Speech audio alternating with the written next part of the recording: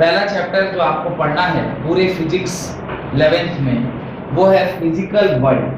तो सबसे पहला हेडिंग आप डालिए अपनी कॉपी में पूरे बड़े बड़े अक्षरों में फिजिकल वर्ल्ड। सबसे पहला हेडिंग फिजिकल वर्ल्ड ऊपर लिख लीजिए, जिसका आज हमारा पहला लेक्चर है। और आज हम लोग ये जानेंगे कि फिजिक्स क्या है, फिजिक्स किन किन लॉज को गवर्न करता है और फिजिक्स की परिभाषा क्या है, क्यों हम लोग फिजिक्स पढ़ते हैं, what was the need to read physics. और जब कभी भी फिजिक्स का कोई फेनोमेना हम देखते हैं, फिजिक्स का फेनोमेना मतलब फिजिकल फेनोमेना, अल्टीमेटली फिजिक्स मतलब भौतिकी, भौतिकी मतलब जो हमारे अगल बगल इवेंट घटनाएं हो रही हैं उनको समझने के लिए फिजिक्स हमें पढ़ना जरूरी है।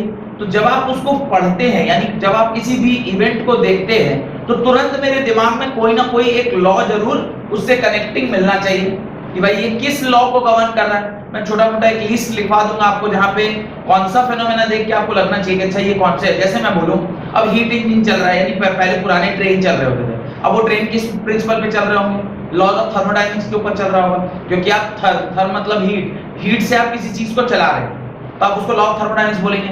याद है जब हम लोग छोटे थे तो एक बाल्टी में एक नाव होती थी, उसमें ऐसे आप दिया वगैरह लगा देते थे तो वो ऐसे अपने आप वो स्टीम बोट बोलते थे उसको, वो खुद ही खुद चलने लग जाती थी। तो ये एक्चुअली ये सब जो फेनोमेना हम देख रहे हैं कि भाई वो कैसे चला, वो भी लॉ ऑफ थर्मोडायनेमिक्स था, क्योंकि आपने उसमें क्या दिया, हीट दिया, और उस हीट से वो क्या करने लग गया, चलने लग गया। हमें बस यही सीखना है कि जो कुछ भी हम फिजिक्स में अगल बगल देख रहे हैं वो जरूर किसी ना किसी लॉ को गवर्न कर रहा है।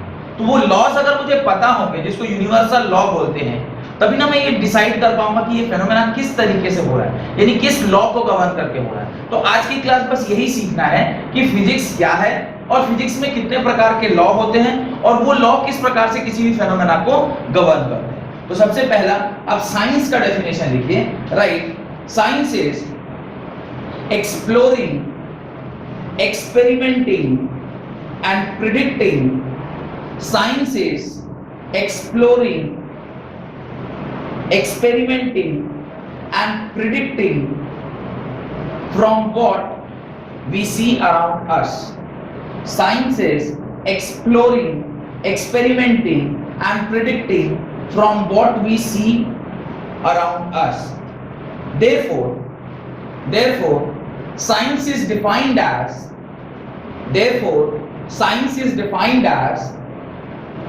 a systematic attempt. Therefore, science is defined as a systematic attempt to understand natural phenomena.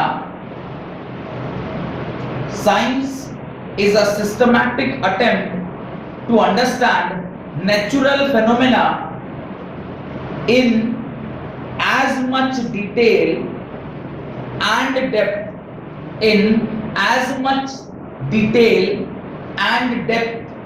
as possible, and use the knowledge so gained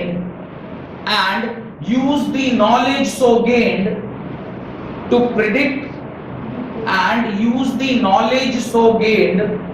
predict, modify and control the phenomena.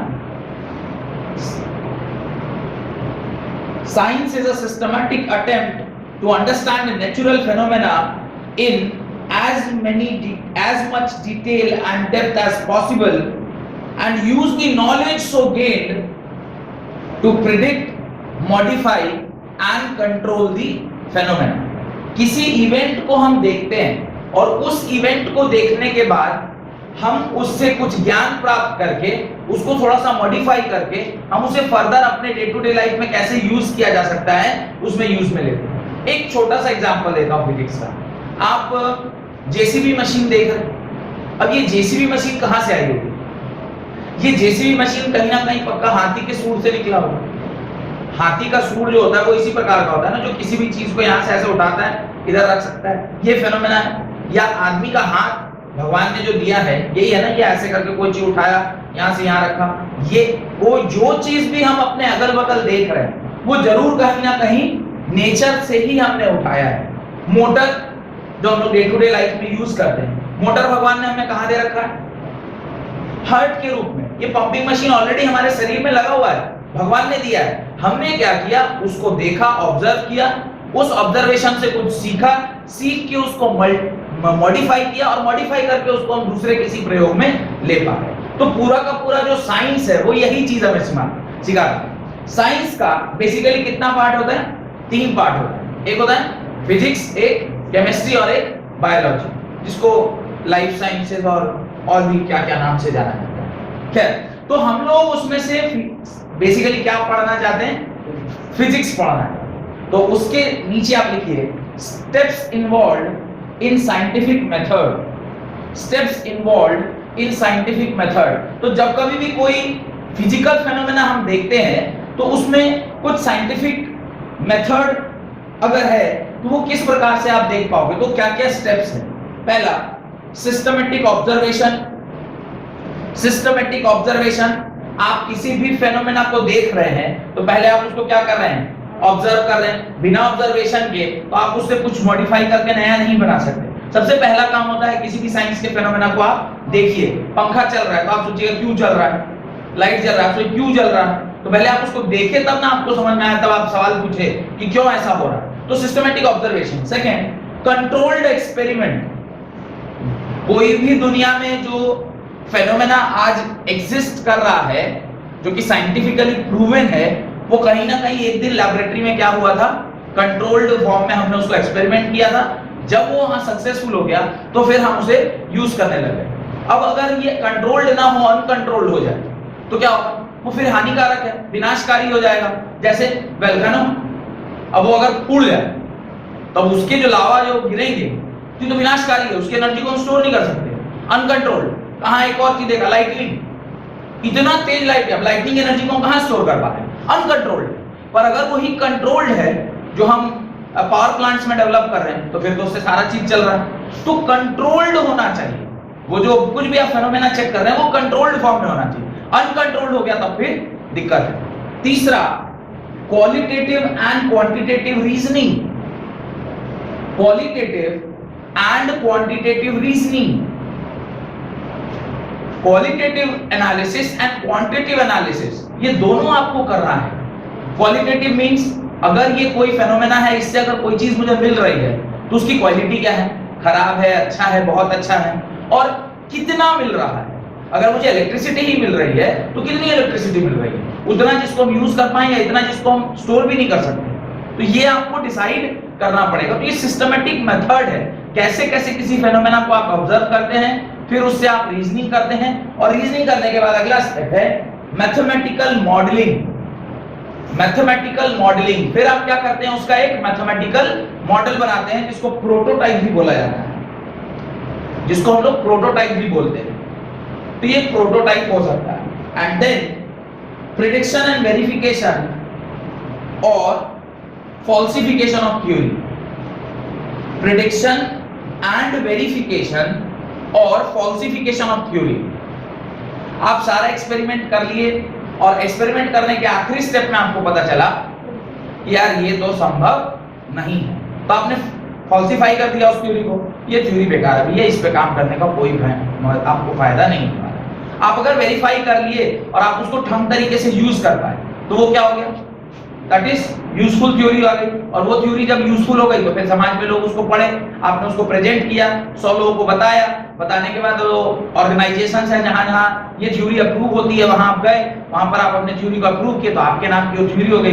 Newton भाई साहब ने वो काम किया, फिर कई सारे साइंटिस्ट हैं, जैसे अपने इंडिया के भी सीवी रमन हो गए या जे थॉमसन हो गए, इन लोगों ने सबने एक थ्योरी बनाई, उसको वेरीफाई किया, जिस दिन वेरीफाई किया और प्रूव कर दिए उस दिन लोगों को एक्सेप्ट करने लगे, उनको लोग नोबेल प्राइज देने लग गए। और इसी प्रकार से किसी भी साइंटिफिक मेथड से, मतलब ये जो मेथड है, इसी प्रकार से आप किसी भी साइंस के फेनोमेना को समझ सकते हैं। आपको भी अगर कल को साइंटिस्ट बनना है, the method which you have to use is this one. आपको सबसे पहले किसी एक फेनोमेना को ऑब्जर्व करना है, ऑब्जर्व करने के बाद सेकंड स्टेप क्या कह रहा है? कंट्रोल्ड एक्सपेरिमेंट, क्योंकि जब आप कोई चीज ऑब्जर्व करेंगे तो उसको आप एक्सपेरिमेंटल मॉडल में कन्वर्ट करेंगे। उस एक्सपेरिमेंट के बाद तीसरा step qualitative and quantitative reasoning analysis आप वो करेंगे। उसके बाद मैथमेटिकल मॉडल, क्या फॉर्मूला बनेगा? सिर्फ बोल देना हाँ इससे एनर्जी प्रोड्यूस हो जाएगी, काम चलने वाला नहीं। मैथमेटिकल मॉडल, कितनी एनर्जी प्रोड्यूस होगी, कितना चीज लेंगे, क्या क्या सामान होगा, उसमें क्या मैथमेटिक्स लगा हुआ है, एक इक्वेशन लिखना होगा आपको, तो मैथमेटिकल मॉडल बनेगा और फिर उस मैथमेटिकल मॉडल को हम क्या करेंगे, जस्टिफाई करेंगे या प्रूव करेंगे, या तो वो सही होगा या गलत होगा। गलत हुआ तो कोई बात नहीं, सही हुआ तो आपको उसके लिए लोग अपलॉड करते हैं, आपको उसके लिए लोग रिमार्क क्या बोलते हैं, यू गेट अ रिकॉग्निशन, आपको रिकॉग्निशन मिलता है उसके लिए। तो कोई भी जो दुनिया में रिसर्च करता है साइंस के फील्ड में, तो यही स्टेप्स उसको फॉलो करने पड़ते हैं, right. Science is divided into 3 parts. Science is divided into 3 parts, namely क्या है, physics, chemistry and life sciences. Bio नहीं, life sciences, physics, chemistry and life sciences. उसमें हम लोगों का कंसर्न क्या है, फिजिक्स है। हेडिंग डालिए फिजिक्स, हेडिंग डालिए फिजिक्स। फिजिक्स के बारे में अब हम लोग पढ़ते हैं कि भाई फिजिक्स क्या है, right. Physics is a branch of science, physics is a branch of science which refers to the study of physical world. Physics is a branch of science which refers to the study of physical world. Full stop. The physical world, it refers to the study of physical world. The Greek meaning of physics is nature. The Greek meaning of physics is nature. तो physics का जो Greek मतलब होता है वो क्या है, that is nature. और इसी नेचर को हिंदी में या मैं बोलूं संस्कृत में क्या बोलते हैं, भौतिकी बोलते हैं। BHAUITIK, भौतिकी, नो भौतिकी, TIK है भौतिकी, BHAUTIKI, भौतिकी बोलते हैं। और तो लिख लीजिएगा, in Greek it is called as nature and in Sanskrit it is known as भौतिकी। तो ये फिजिकल वर्ल्ड से एसोसिएटेड है। फिजिकल वर्ल्ड मतलब आप इलेक्ट्रिसिटी देख रहे हैं, जो चीज आपको दिख जाए दैट इज फिजिकल। जो चीज नहीं दिख पा रही है, जो चीज नहीं दिख पा रही है वो कहां जाएगा, इसी का पार्ट।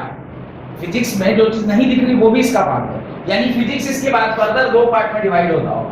एक क्या होगा, मैक्रोस्कोपिक फिजिक्स, एक होगा मैक्रोस्कोपिक फिजिक्स, एक होगा माइक्रोस्कोपिक फिजिक्स। 2 प्रकार में फिजिक्स क्या होंगे इसके बाद डिवाइड होंगे। एक होगा मैक्रोस्कोपिक फिजिक्स और एक होगा माइक्रोस्कोपिक फिजिक्स। मैक्रोस्कोपिक फिजिक्स, अब मैक्रो वर्ड मींस बहुत बड़ा, जिस फेनोमेना को हम आंख से देख सकते हैं दैट इज मैक्रो। फिजिक्स का वो पार्ट जिसको हम आंख से देख सकते हैं दैट इज मैक्रोस्कोपिक फिजिक्स। जिस पार्ट को हम आंख से नहीं देख सकते उसके लिए हमें वो लगता है माइक्रोस्कोप, छोटा है 10⁻³ से छोटा, तो उसको क्या बोलते हैं, microscopic physics.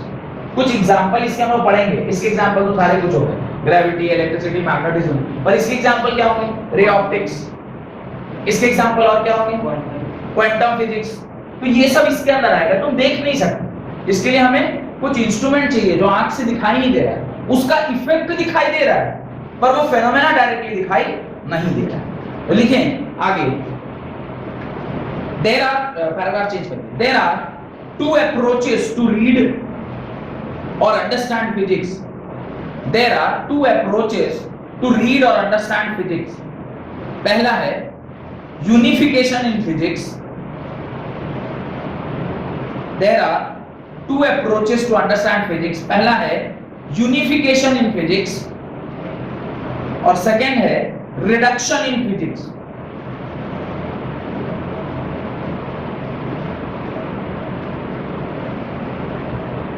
Unification in physics and reduction in physics. इसको एलैबोरेट करने की जरूरत नहीं है, सिर्फ समझ लीजिए व्हाट इज यूनिफिकेशन। यूनिफिकेशन मतलब होता है, सपोज एक साइंटिस्ट ने कोई चीज दिया, कोई पर्टिकुलर थ्योरी दी, जैसे आपको थोड़ा बहुत मैं आपको फिजिक्स जो आप पढ़े हुए हैं उसकी आप कोशिश कर रहा हूं रिलेट कराने। स्ट्रक्चर ऑफ एटम नामक एक चैप्टर आपने क्लास 9 में पढ़ा, जहां पे आप सबसे पहले वो डाल्टन ने अपनी थ्योरी दी, उसके बाद डाल्टन का एक पोस्टुलेट आया, उसके बाद फिर सबसे पहले साइंटिस्ट जेम्स थॉमसन, उन्होंने अपना एक मॉडल दिया, उससे पहले उन्होंने इलेक्ट्रॉन को डिस्कवर किया। ये जो फेनोमेना होता जा रहा है, पिछली थ्योरी को आप क्या करते जा रहे हैं, उसके साथ जोड़ते जा रहे हैं। आप पीछे जो कुछ भी हुआ है उसको आप क्या कर रहे हैं, जोड़ते जा रहे हैं, ठीक है। तो इस तरह से जब आप हर पिछली थ्योरी को अपने नए वाले थ्योरी में क्या करते हैं, इनकॉर्पोरेट करते जाते हैं, तो आप क्या कर रहे हैं, यूनिफाई कर रहे हैं, यानी यूनाइट कर रहे हैं। तो इसको बोलते हैं यूनिफिकेशन इन फिजिक्स। हर लोग छोटा छोटा कंट्रीब्यूट किया और बाद में चल के वो बहुत बड़ा एक फेनोमेना बन के दिखा। अगर जॉन डाल्टन ने कभी बताया ही नहीं होता कि इलेक्ट्रॉन वगैरह कुछ होते हैं, या अणु या परमाणु का कॉन्सेप्ट महर्षि कन्नड़ ने कभी दिया ही नहीं होता, तो शायद ये मुश्किल था। लेकिन आज जो हम लोग इलेक्ट्रॉन पढ़ रहे हैं, या जो पूरा मॉडल पढ़ते हैं, या क्वांटम मॉडल ऑफ एटम जो पढ़ रहे हैं, वो इसलिए पढ़ पा रहे हैं बिकॉज सब लोगों ने थोड़ा थोड़ा क्या किया, कंट्रीब्यूट किया। कंट्रीब्यूट करके आज हम लोग फिजिक्स को यूनिफाई करता है। एक अप्रोच ये होता है। सेकेंड अप्रोच है रिडक्शन अप्रोच। रिडक्शन मतलब आप किसी एक फेनोमेना को ब्रॉडली देखा, फिर उसको देख रहे, अच्छा ये ऐसा दिख रहा है, इसका मतलब इससे और फर्दर थोड़ा आगे बढ़ेंगे। यानी आप क्या, कौन सा अप्रोच यूज कर रहे हैं, कन्वर्जेंट अप्रोच। और ये जो यूनिफिकेशन, ये कौन सा अप्रोच है, डाइवर्जेंट अप्रोच। अब रिडक्शन में मतलब, अच्छा ये ब्रॉड फेनोमेना है, फिर इससे क्या, फिर इससे कौन सी थ्योरी आई, फिर इससे कौन सी थ्योरी, और फाइनली जाके आप बेसिक एलिमेंट को पकड़ लिए। यानी आपने माने इसको बोलते हैं री इंजीनियरिंग। री इंजीनियरिंग मतलब आपने बने हुए सामान को खोल खोल के चेक करा कि भाई ये लास्ट तक जाके क्या सबसे छोटी चीज क्या रहेगी। हर छोटे छोटे पार्टिकल्स को आपने डिसइंटीग्रेट कर, ये रिडक्शन अप्रोच। तो इस प्रकार से दो ही अप्रोच अपने को काम आते हैं, एक है unification in physics and the second is reduction in physics, right. Scope and excitement of physics. Scope and excitement of physics, उसके अंदर लिखिए, physics is broadly divided into two parts. जब मैं बोलूं फिजिकल वर्ल्ड, फिजिक्स या physical world is divided into two different parts. पहला macroscopic group of physics, पहला macroscopic group of physics, and second is microscopic group of physics. First is macroscopic group of physics and second is microscopic group of physics। तो कुल मिलाकर physics जो है वो दो ही तरीके से डिवाइड किया गया है। बाद में चल के हम लोग पढ़ेंगे एक तीसरा फॉर्म भी है जिसको हम लोग मेसोस्कोपिक बोलते हैं, ठीक है, उसके बारे में हम लोग पढ़ेंगे। पहले लिखिए मैक्रोस्कोपिक। मैक्रोस्कोपिक क्या है? Macroscopic group of physics deals with the subject included in classical physics। Macroscopic group of physics deals with the subjects included in classical physics। मैंने आपसे जब पहले लेक्चर में, यानी जब इंट्रोडक्शन लेक्चर ले रहा था, मैंने आपसे बताया था कि फिजिक्स जो है वो दो पार्ट्स में डिवाइडेड हुआ। From an era point of view से फिजिक्स दो पार्ट में डिवाइड हुआ। एक क्लासिकल फिजिक्स जो ये मानता है कि किसी भी दुनिया में जो मैटर है वो सिर्फ और सिर्फ कौन सा नेचर पोजेस करती है, पार्टिकल नेचर पोजेस करती है। एक दूसरा ग्रुप ऑफ पीपल है या ग्रुप ऑफ साइंटिस्ट है या मैं बोलूं स्कूल ऑफ थॉट है, वो मानता है कि नहीं, दुनिया में जो कुछ भी है सब वेव नेचर पोजेस करता है। फिर एक तीसरा स्कूल ऑफ थॉट आया जो कहता है नहीं, दुनिया में जितनी भी चीजें हैं उसमें दोनों नेचर प्रेजेंट है, उसमें पार्टिकल नेचर भी प्रेजेंट है और वेव नेचर भी प्रेजेंट है। और उसके बाद जो फिजिक्स हम लोग पढ़े उसको क्या बोलते हैं, मॉडर्न फिजिक्स। क्या बोलते हैं उसको, मॉडर्न फिजिक्स। तो ये जो मैक्रोस्कोपिक फिजिक्स है, it mainly deals with the physics related to the modern physics. But जो मैक्रोस्कोपिक है उसमें हम ज्यादातर क्या पढ़ते हैं, classical physics, force, electrodynamics, thermodynamics, mechanics, kinetics, kinematics, ये सारे टॉपिक हम कहां पढ़ते हैं, मैक्रोस्कोपिक फिजिक्स। और माइक्रोस्कोपिक फिजिक्स में क्या पढ़ेंगे, waves, electromagnetic waves, alternating current और स्ट्रक्चर ऑफ एटम, यानी जो न्यूक्लियाई, सेमीकंडक्टर्स, ये सारा पार्ट जो है वो हम लोग कहां पढ़ते हैं, माइक्रोस्कोपिक फिजिक्स में। तो आज देखिए कुछ मैं पढ़ा नहीं रहा हूं, आज आपको फिजिक्स से अवगत करा रहा हूं कि फिजिक्स है क्या, उसको पढ़ते कैसे हैं, कौन कौन से लॉ उसको गवर्न करते हैं। मेन जो आपके चैप्टर स्टार्ट होगा ना, वो चैप्टर तो स्टार्ट हो चुका है, पर आज हम सिर्फ फिजिक्स के बारे में जानते हैं। कि जो साल भर 2 साल हमें पढ़ना है उसके बारे में ही अगर मुझे नहीं पता होगा तो मैं उसे पढ़ूंगा कैसे, और पढ़ने का तरीका कैसे पता चलेगा। अगली क्लास में जब मिलेंगे तो फिर हम लोग को यूनिट एंड मेजरमेंट वाला जो पार्ट है, जो एक्चुअली आपके स्कूल में जहां से चालू होता है, सीधे मेजरमेंट से ही आपके स्कूल में चालू होता है कि मेजरमेंट क्या है, what is the definition of measurement, पहली क्लास यहीं से स्टार्ट होती है। पर मेरा मानना है कि जब तक हम जो चीज पढ़ रहे हैं उसके बारे में जान ही नहीं रहे तो हम उसको पढ़ेंगे कैसे, तो इंटरेस्ट कैसे आएगा कि यार ये इसमें अच्छा ऐसे ऐसे है, वो बताइए, आज तक पता ही नहीं था, इतने दिन से फिजिक्स पढ़ रहे हैं, फिजिक्स का ही मतलब नहीं पता। ऐसे मन में अभी आपको लग रहा हो जरा फिजिक्स तो हम कब से पढ़ रहे हैं, पर फिजिक्स का मतलब ही नहीं पता था कि फिजिक्स है क्या, कितने पार्ट हैं, कैसे कैसे फिजिक्स पढ़ा जाता है, तमाम तरह की बात। Right, macroscopic group of physics deals with the subject included in classical physics such as mechanics, MECHANICS, mechanics, electrodynamics, second electrodynamics, third optics, fourth thermodynamics, first mechanics, second electrodynamics, third optics, fourth thermodynamics. अब देखिए electrodynamics क्या है, what is electrodynamics? Electron के movement होने पर जो जो चीजें पढ़ सकते हैं, या तो वो मूव करे या ना करे, क्योंकि इलेक्ट्रोस्टैटिक भी होगा तो इलेक्ट्रोडायनेमिक भी होगा। अगर इलेक्ट्रॉन रुका हुआ भी हो सकता है, इलेक्ट्रॉन मूव भी कर सकता है। अगर इलेक्ट्रॉन रुका हुआ है तो उससे जो रिलेटेड पढ़ाई है उसको इलेक्ट्रोस्टैटिक बोलते हैं, अगर इलेक्ट्रॉन मूव कर रहा है तो उससे जो रिलेटेड पढ़ाई है उसको इलेक्ट्रोडायनेमिक्स बोलते हैं। इस इलेक्ट्रोस्टैटिक और डायनेमिक्स में पूरा क्लास 12th का एक बुक आपका खत्म हो जाता है, क्योंकि आपके फर्स्ट बुक में पहले हम लोग इलेक्ट्रोस्टैटिक पढ़ते हैं 12th क्लास में इलेक्ट्रोस्टैटिक, फिर पढ़ते हैं इलेक्ट्रोडायनेमिक्स यानी करंट इलेक्ट्रिसिटी, फिर पढ़ते हैं इलेक्ट्रोडायनेमिक्स का second part that is magnetism, और मैग्नेटिज्म पढ़ते पढ़ते आप चैप्टर नंबर 8 में पहुंच जाते हैं। तो सेकंड बुक में 9 चैप्टर हैं या 10 में से 8 चैप्टर सिर्फ इलेक्ट्रोस्टैटिक और इलेक्ट्रोडायनेमिक्स को लेकर पढ़ना है। बस समझ। तो ये बहुत इंपॉर्टेंट है तो एक वर्ड इलेक्ट्रोडायनेमिक्स, पर इसके अंदर इतना कुछ छुपा हुआ है, पूरा का पूरा करंट इलेक्ट्रिसिटी, पूरा का पूरा मैग्नेटिज्म, अर्थ मैग्नेटिज्म, मटेरियल मैग्नेटिज्म, यानी सब कुछ इसी वर्ड के अंदर छुपा हुआ है। अब इसी को ब्रांच करते जाइए और पढ़ते चले जाइए। तो सोचिए क्लास 12 में 8 चैप्टर बस इसी वर्ड को लेकर बनाया गया, इलेक्ट्रोडायनेमिक्स की।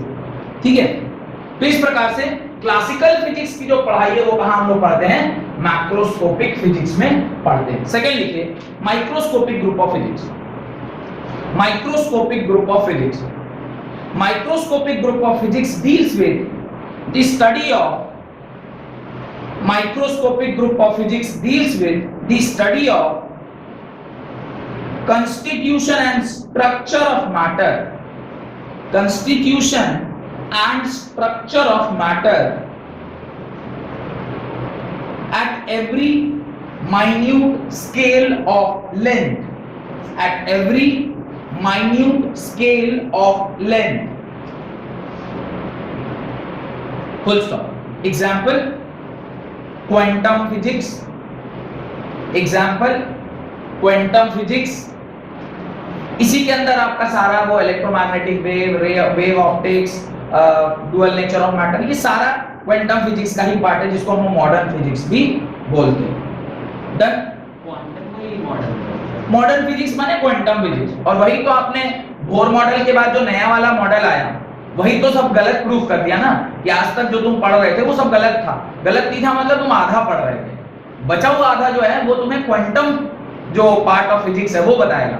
तो उसके लिए फिर एक्चुअली ये कहानी स्टार्ट हुई हाइजेनबर्ग से।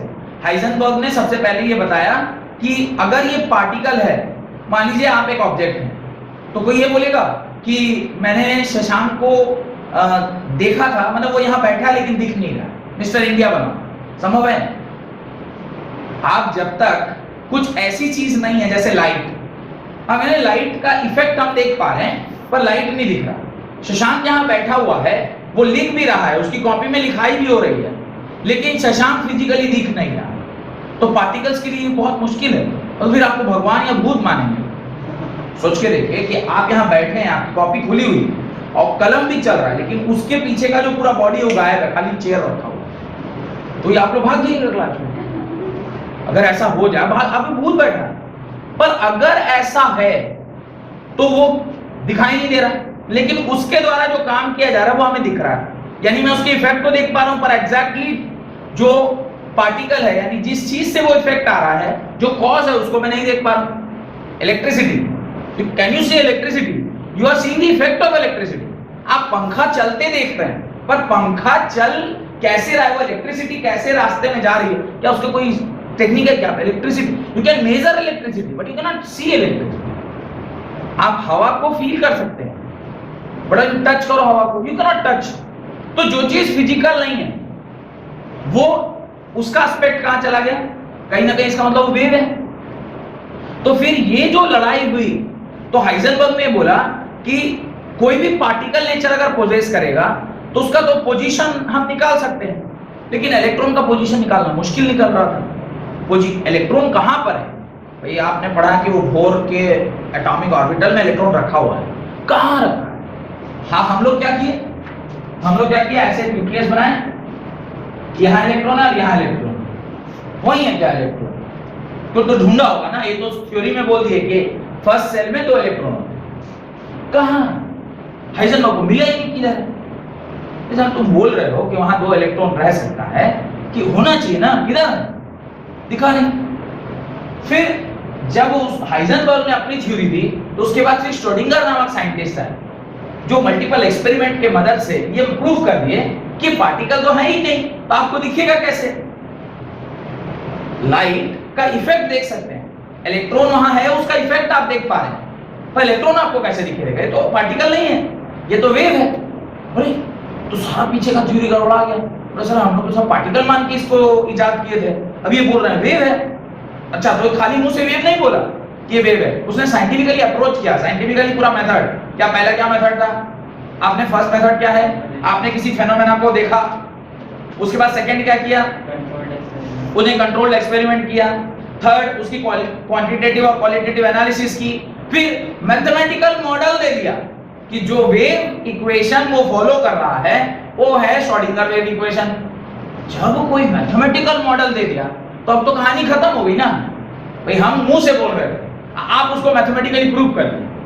इसको ऐसे समझिए, मैं बोला कि अगर ये बिजनेस आप करेंगे तो आपको लमसम 20% का प्रॉफिट होगा। आप क्या किए, एक एग्जांपल लेके प्रूफ कर दिए कि सर 18.6% का प्रॉफिट होगा। तो हम सही कि आप सही?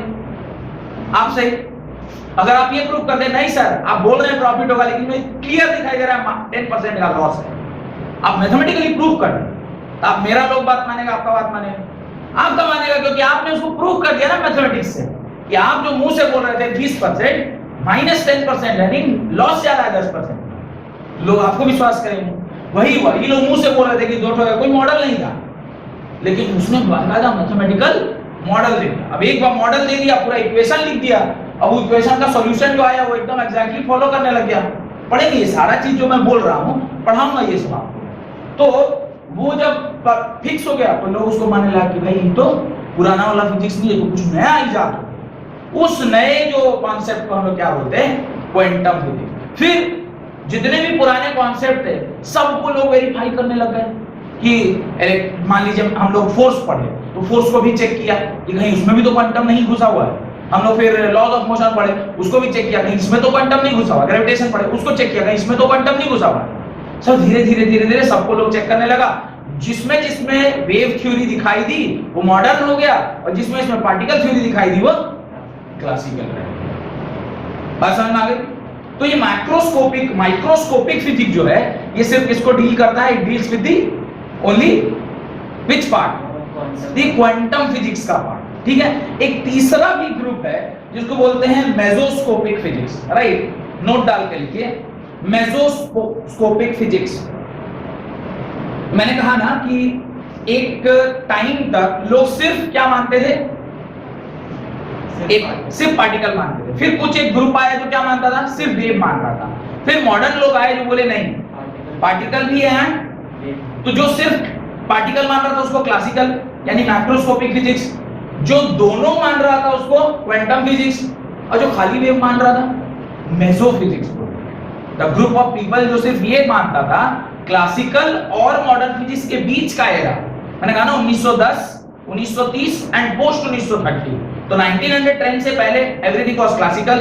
बीच में एक इंटरमीडिएट फेज आएगा ना कि जहां पे आप पार्टिकल से होते हुए मॉडर्न फिजिक्स में आए होंगे, तो वो बीच वाला जो ग्रुप है जो इधर भी मान रहा है इधर भी मान रहा है और जिसने ये करके दिखाया, that part of physics was known as mesophysics. तो right, an intermediate group of physics named as an intermediate group of physics named as mesoscopic physics. Mesoscopic physics has recently came into existence, which deals with the study of material, which deals with the study of material, which deals with the study of material of an intermediate length scale, of an intermediate length scale, intermediate length scale. Length scale मतलब एक बहुत बड़े object को देख रहा है, एक बहुत छोटे ऑब्जेक्ट को देख रहा है। तो कुछ ऐसे लोग आए जो कि बीच-बीच वाला भी चीज को देख रहे हैं, जहां पे दोनों फेनोमेना आसानी से देखा जा सकता है। अब ये पढ़ाएंगे आपको कि मैक्रोस्कोपिक फिजिक्स जो है, यानी मैक्रोस्कोपिक फेनोमेना जो है, वो सिर्फ और सिर्फ पार्टिकल्स के साथ एसोसिएटेड होता है। पढ़ेंगे इस बात को। माइक्रोस्कोपिक जो है वो सिर्फ और सिर्फ वेव के साथ एसोसिएटेड होता है। पढ़ना क्या है, तो कहानी आप भी समझ जाएंगे। आप एटम्स का मूवमेंट तो अभी बता दिया, प्रूफ हो गया कि ये सिर्फ और सिर्फ वेव थ्योरी पे चल रहा है। हम लोग पार्टिकल हैं, हम लोग पार्टिकल नेचर हैं, काफी बड़े हैं, तो हम लोग के पास मास है, हम लोग कहीं मूव करते हैं तो फोर्स लगता है, ये सब चीजें हैं। लेकिन हम लोग अगर पार्टिकल हैं तो क्या हम लोग में वेव नेचर है? Question mark. If we are particle तो हमारे में वेव नेचर है क्या? तो एक छोटा सा एग्जांपल लेता हूं, आपको फील हो जाएगा कि हमारे में वेव नेचर होता है। आप क्या करिए, एनआईटी जमशेदपुर के डाउन ग्राउंड को जाइए, वहां पे 20 चक्कर मारिए। कितना चक्कर? 20 चक्कर। और 20 चक्कर मारने के बाद ऐसे करके बैठो। आप थकेंगे, थक के आप बैठेंगे। बैठने के बाद जो आपके शरीर से ऊर्जा निकल रही हो, एक हीट रेडिएट हो रहा होगा। Heat is electromagnetic in nature, वो इलेक्ट्रोमैग्नेटिक वेव है, यानी आपके शरीर का मास एनर्जी में कन्वर्ट हो रहा है, हीट एनर्जी में, और वो वेव है। तो आप में वेव नेचर है नहीं? अच्छा, यही वेव नेचर बहुत ज्यादा हो जाए, कब कब ऐसा बहुत ज्यादा हो जाता है आदमी के शरीर का वेव नेचर? उतना दूर जाने की जरूरत नहीं है। आप मरे, मरने के बाद चिता पर लेटा दिया गया और आग लगा दिया, mass will convert into energy. या आप आग लगाएंगे तो अल्टीमेटली वो आग लगाने से आपके शरीर जो मास, जो हड्डी का और जो मांस का बना हुआ शरीर है, जल के खत्म हो जाता है, खत्म हो रहा है ना, एग्जिस्टेंस ही खत्म, नथिंग लेफ्ट। किसमें कन्वर्ट हो गया? हीट लगा और आपके शरीर जो है वो पिघल के क्या बन गई? तो आप तो उतना ही तेज अगर दौड़ने लग जाइए तो भी आपके शरीर से हीट निकलने लगेगा। कई पुराने या साइंस फिक्शन वाले पिक्चरों में ऐसा होता है कि हीरो इतना तेज दौड़ रहा है, उसके शरीर से आग निकल रहा है, या जो स्पेस से जो गिरता है एस्ट्रॉइड, इतना तेजी से गिरा कि फ्रिक्शन से उसमें आग लग गया। आप लोग उसको देख के कह रहे हैं, अच्छा तारा टूटा, बॉयफ्रेंड को मांग लेते हैं। वो क्या विश मांगते हैं, क्या बोलते हैं, आंख का पलकी विलकी गिरता है तो विश मांग लेते हैं। मेरे को उसी से भगवान कनेक्शन सेटिंग कर, लड़कियां तो इतना नहीं मांगती, लड़के ज्यादा मांगते हैं। अच्छा, लड़कियां भी मांग रही है? अच्छा, लड़कियां भी मांग रही है, वही चाहिए। क्या है भैया? तब तो इसमें इलेक्ट्रॉन में भी पार्टिकल नेचर हो सकता है। इलेक्ट्रॉन में पार्टिकल नेचर है, उसमें मास है, तो उसमें फिर तो दोनों है, इसलिए मॉडर्न फिजिक्स का पार्ट है। नहीं तो फिर वो हाइजेनबर्ग या जो उसको खोज नहीं पाए थे ऑर्बिट में पार्टिकल, तो यही तो कह रहे हैं कि जिसकी साइज बहुत छोटी होती है उसमें 90% वेव नेचर होता है, 10% पार्टिकल नेचर होता है। हम लोग का साइज बड़ा है तो हमारे अंदर 90% पार्टिकल नेचर है, 10% वेव नेचर है। कुछ ऐसे ग्रुप हैं जो बीच-बीच वाले चीजों को चेक कर रहा है, जिसमें दोनों 50-50% वाला है। उस ग्रुप को क्या बोलते हैं?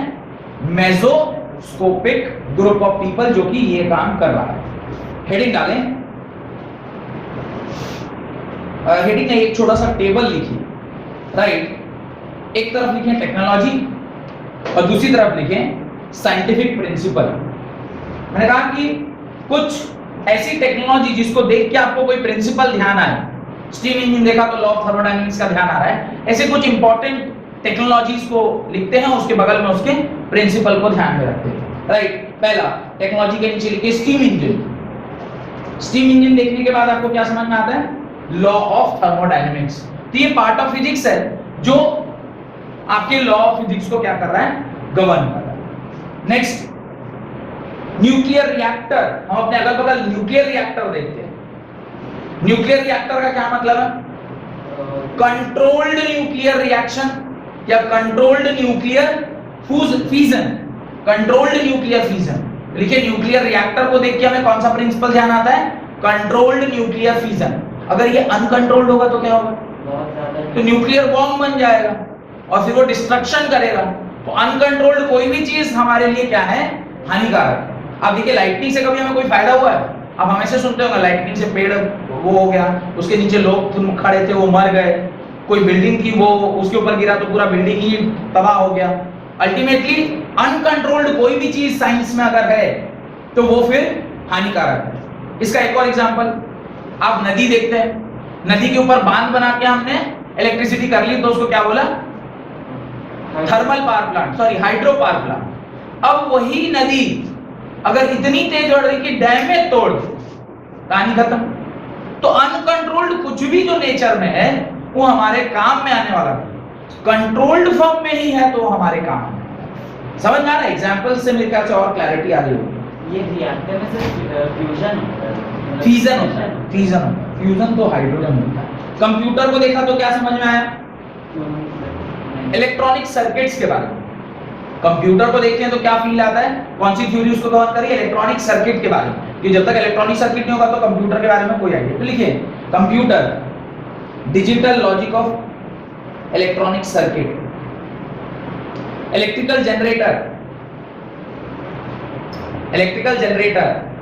Faraday's law of electromagnetic induction, electrical generator, Faraday's law of electromagnetic induction। ये शायद आप लोग पढ़े होंगे। फैराडे लॉ का पहला लॉ, दूसरा नियम, ये सब आप पढ़े हैं तो थोड़ा सा रिलेट करना आपके लिए आसान होगा। ऑप्टिकल फाइबर, आजकल ऑप्टिकल फाइबर का जमाना है, वो 4G और 5G सब आ रहा है। तो आपने जियो का जो इतना फायदा उठाया है, वो जियो जो आज मे को आप तक पहुंचा पा रही है पूरे पार्ट ऑफ इंडिया में, इवन जो बाहर के लोग हिंदी समझ सकते हैं वो भी इस वीडियो को देख सकते हैं। तो वो कैसे देख रहे होंगे? With the help of Jio fibre. और जियो फाइबर के पीछे जो प्रिंसिपल इन्वॉल्व है वो क्या है? Total internal reflection, TIR। TIR एक इवेंट है, मैंने बताया होगा। TIR total internal reflection. Electric generator में फैराडेज लॉ, इलेक्ट्रोमैग्नेटिक इंडक्शन। ठीक है, तो ये कुछ फेनोमेना थे जिसके बारे में आपको जानकारी होना जरूरी था। अब ये ऑप्टिकल फाइबर में टोटल इंटरनल TIR, हाँ टोटल इंटरनल रिफ्लेक्शन। ठीक है, हेडिंग डालें फंडामेंटल फोर्सेस इन नेचर। अब जब हम फिजिकल वर्ल्ड के बारे में जानना चाहते हैं तो हमें ये तो समझ में आना चाहिए ना कि कौन कौन से फोर्सेस हैं जो नेचर में प्रेजेंट हैं, और उन्हीं फोर्सेस की मदद से हम लोग फिजिक्स के फेनोमेना को देख पा रहे हैं। तो मेजर जो फोर्सेस हैं उसके बारे में हम लोग आज देखेंगे। तो राइट, पहले आप फोर्स जो होता है उसके बारे में लिखें। फोर्स क्या है? पुश और पुल और नहीं। ये बचपन से आप पढ़ते आए हैं। Force is what? Force is push और पुल, जो किसी फेनोमेना को दर्शा सकता है। Right, the physical quantity needed to push, pull, carry और throw, the physical quantity needed to push, pull, carry or throw any object, push, pull, carry or throw any object, comma, deform or break them is known as force। बहुत अच्छे से इस definition को समझिएगा, क्योंकि force सिर्फ push और पुल नहीं है, फोर्स पुश और पुल से कहीं ज्यादा है। क्या ज्यादा है वो अभी हम लोग समझते हैं। Forces a physical quantity needed to push और पुल, कॉमा कैरी किसी चीज को एक जगह से दूसरी जगह ले जाने के लिए, और थ्रो, थ्रो मतलब फेंकने के लिए, फेंकने के लिए। आप खड़े हैं, इतनी तेज हवा आई कि आप फेंका गए। मान लीजिए ये पर्टिकुलर एक एसी का रिमोट है, इस रिमोट को अगर मुझे इस जगह से इस जगह रखना है, कंट्रोल्ड फोर्स इज रिक्वायर्ड, लेकिन अगर इस जगह से उधर फेंक देना तो एक थ्रोइंग कब होगा, जब अनकंट्रोल्ड फोर्स यूज होगा। तो फोर्स की मैग्नीट्यूड के ऊपर डिपेंड करेगा कि आप उस ऑब्जेक्ट के साथ क्या फेनोमेना यूज करेंगे। तो कह रहा है physical quantity needed to push pull carry और throw any object comma deform, जरूरी नहीं कि खाली आप उसको मूव ही कराइएगा, डिफॉर्मेशन भी होता है फोर्स से। इस दीवार में अगर हम फोर्स लगाएं, इस दीवार में अगर हम फोर्स लगाएं तो क्या करेगा, हिलेगा भी नहीं। लेकिन अगर इसी दीवार को जेसीबी फोर्स लगा रहा हो क्या होगा, तो डिफॉर्म कर जाएगा। यानी मैग्नीट्यूड ऑफ फोर्स के ऊपर डिपेंड करेगा कि आप इसको पुश करा रहे हैं, पुल करा रहे हैं, कि थ्रो करा रहे हैं, कि ब्रेक करा रहे हैं। There is a last word written there, break it, even break them. तो it depends upon the magnitude of that intensity of force. Force कितना इंटेंसिफाइड है। तूफान अंधड़ आ गया जो अभी कुछ दिन पहले आया भी था हमारे यहाँ यश, और उस तरफ क्या ताकत ना क्या एक तूफान आया था, यू नॉट रीडिंग न्यूज़पेपर, एक पूरा मुंबई डूब गया था, गुजरात डूब गया था, पूरा केरल डूब गया, वो सब डूबा। वो ताकत करके कुछ एक तूफान आया था जो काफी, और यहाँ उस टाइम पे काफी गर्मी हुई थी, अचानक से 7 दिन के लिए बहुत ज्यादा गर्मी हो गई थी, और उस तरफ पूरा बाढ़ जैसा सिचुएशन। क्यों ऐसा हुआ, लो प्रेशर, इधर से हवा उधर गई, इधर से हवा उधर गई तो यहाँ खाली होगा, खाली होगा, फिर जैसे ही यहाँ खाली हुआ तो देखा दूसरी तरफ लो प्रेशर, ऑब्वियस है ना, ये तो आपस में मेंटेन होता रहेगा। फिर जैसे ही वहां वाला खत्म हुआ, यहाँ से याश तूफान, याद कीजिए लगभग 22 तारीख के आसपास में लगातार 7-8 दिन पूरा बारिश ही होता रहेगा, है ना, पूरा इस रीजन में, यानी उड़ीसा, झारखंड, बिहार, उत्तर प्रदेश, पूरा इस रीजन में बारिश ही होता रहेगा। ठीक है, तो वो एक फेनोमेना है। तो कंट्रोल्ड नहीं है, वो अनकंट्रोल्ड था, तो हम उसको क्या बोले, तूफान। अगर वो कंट्रोल्ड है तो बढ़िया, कंट्रोल्ड। जैसे बॉयफ्रेंड गर्लफ्रेंड को गाड़ी में घूमने जाते हैं, वो कौन सा मौसम रहता है जिसमें वो लोग घूमते हैं, स्प्रिंग, स्प्रिंग सीजन है। तो कभी भी आजकल जा रहे हैं, पर स्प्रिंग सीजन में जब आप जा रहे हैं घूमने, अच्छा ठीक है, मैं अपनी वाइफ के साथ जा रहा हूँ घूमने, वो थोड़ा आप लोग डाइजेस्ट कर पा रहे हो, क्योंकि 2 साल से तो आप निकलने का मौका लगा नहीं है, तो ये फील ही नहीं आ पा रहा यार कि गर्लफ्रेंड के साथ निकलते कैसे। मैं अपनी वाइफ के साथ तो जा ही सकता हूँ, मैं कभी भी जा सकता हूँ। तो वाइफ के साथ जा रहे हैं, वो वाले मौसम में जो ना सुहाना हवा चलता रहता है, वो बढ़िया लग रहा है। चलो कहीं दूर चल के चाय पी क्या, चलो सीसीडी में कॉफी पी क्या, वो वाला जो मौसम होता है, आता है वो मौसम है। एग्जैक्टली बोलो तो फरवरी या मार्च में वाला मौसम आता है, मस्त वाला मौसम, इसकी हवा आपको सुहानी लगती है। मैरिड आदमी को वो सुहाना लगता है, अनमैरिड को रूहाना लगता है। क्या, तो रूहानी हवा आपके लिए और सुहानी हवा मेरे लिए, क्योंकि शादीशुदा आदमी बेचारा गरीब। खैर, तो ये सारे डिफरेंट फोर्सेस, कंट्रोल्ड फोर्सेस हैं, अनकंट्रोल्ड फोर्सेस। अनकंट्रोल्ड है तो तूफान है, और अगर कंट्रोल्ड है तो वही सुहानी और रूहानी हवा है जो आपको कहीं से कहीं ले जा रही है। रूहानी का मतलब क्या है, रूहानी समझना है, जो आपके रूह को कनेक्ट करे, जो आपके सोल तक पहुंच जाए। ये शादीशुदा आदमी के साथ नहीं होता ना, वो सब तो मतलब खत्म हो चुका है, वो मतलब तो डेली फेनोमेना हो गया, मतलब वो तो ज्यादा, वो रूहानापन अगर आएगा भी ना तो देर में वो याद आ जाता है जो क्लैशेस हमारे बीच में होते, सुबह सब्जी नहीं लेके आया भीतर, तो वो जो क्लैशेस जो साला वो रूहानीपन को हमसे हटा देता है। पर जनरली जब आप लोग मैरिड नहीं रहते हैं तो उस टाइम वो जो कॉन्फ्लिक्ट वाला पार्ट है वो आया नहीं लगता है। उस टाइम तक अंदर मैं बात, तो आप मतलब ना, इवन अगर कोई तेज आवाज में बोल भी रहा है, अगर कोई नहीं, अपनी बंदी है, तो आप उसको डाइजेस्ट कर लेते हैं। शादी के बाद यू टेक इट ग्रांटेड, उसके बाद वो डांट रही है, बात डांटते रहती है। खैर चलिए, तो कुछ टाइप्स ऑफ फोर्सेस हैं जिसके बारे में हमें पढ़ना है। पहला ग्रेविटेशनल फोर्स, यानी ये जो यूनिवर्सल फोर्सेस हैं जो हमारे पूरे इस धरती को कंट्रोल कर रहे हैं, पहला ये यूनिवर्स को कंट्रोल कर रहे हैं। पहला है ग्रेविटेशनल फोर्स, दूसरा है इलेक्ट्रोमैग्नेटिक फोर्स, तीसरा है स्ट्रॉन्ग न्यूक्लियर फोर्स, चौथा है weak nuclear forces. Strong nuclear force and weak nuclear forces. तो ये चार फोर्सेस हैं जो आपके पूरे के पूरे फिजिकल वर्ल्ड को एक तरीके से गवर्न करते हैं। आप कोई भी फेनोमेना जो उठा के देखेंगे उसमें इनका कोई ना कोई योगदान होगा ही होगा। अगर आप एटॉमिक लेवल पर जाके देखें तो वहां पे न्यूक्लियर फोर्सेस काम आएगी। अगर आप थोड़े बड़े ऑब्जेक्ट्स में देखें तो वहां पे इलेक्ट्रोमैग्नेटिक फोर्स काम आएगा। और अगर आप बहुत बड़ा फोर्स देख रहे हैं तो उसमें ग्रेविटेशनल फोर्स काम आएगा। इसके अलावा तो कोई फोर्स होता ही नहीं। Muscular force is also kind of physical force होगी। और फिजिकल फोर्स किस में आएगा? Either it is strong nuclear force या weak nuclear force. Ultimately it is a kind of force only. तो सारे के सारे जो दुनिया में फोर्सेस हैं वो अल्टीमेटली इसी चार क्वांटिटी में आते हैं। मस्कुलर फोर्स जो मैं बोल रहा हूं उसका कोई डायरेक्ट आपको यहाँ पे एप्लीकेशन नहीं दिख पा रहा होगा कि सर डायरेक्टली मस्कुलर फोर्स तो नहीं दिख रहा, पर अल्टीमेटली मस्कुलर फोर्स कहां से आ रहा है?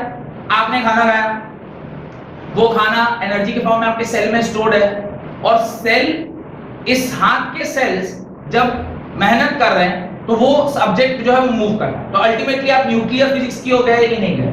हर छोटा छोटा सेल जिसमें एनर्जी था वही ना अपनी एनर्जी को लगा के किसी काम को करवाया हमारे हाथों के द्वारा। तो ultimately we are part of that. Muscular force is a part of nuclear force only. Strong nuclear force या weak nuclear force both subject to verification.